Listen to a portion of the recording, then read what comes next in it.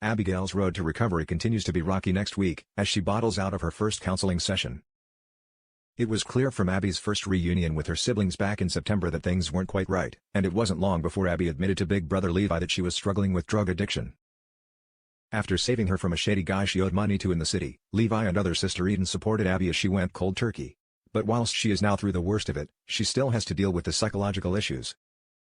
Having tried a group counseling session, Abby quickly decided that it wasn't for her.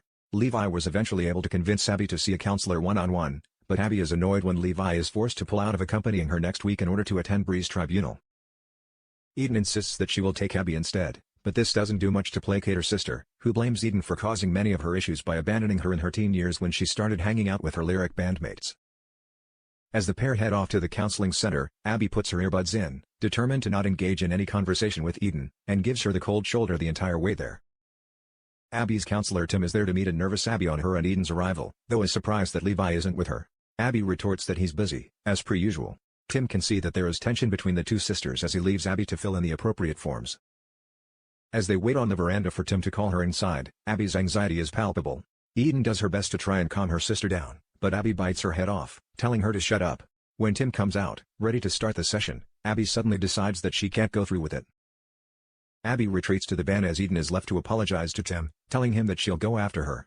Tim wonders if Abby needs a few minutes to herself, but Eden asks if he'd be willing to wait whilst she tries talking to her. If they leave now, then Eden knows that Abby will never return.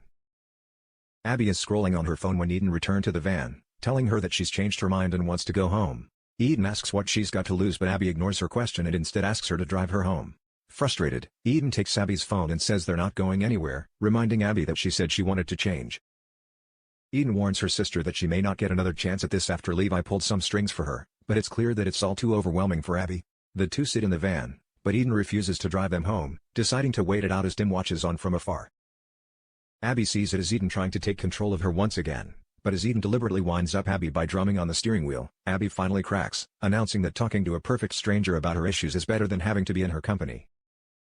As Abby storms out of the van and walks back to the center to finally start her session with Tim, Eden is satisfied that her plan worked. Will Tim's guidance buy the support that Abby needs to come to terms with her issues?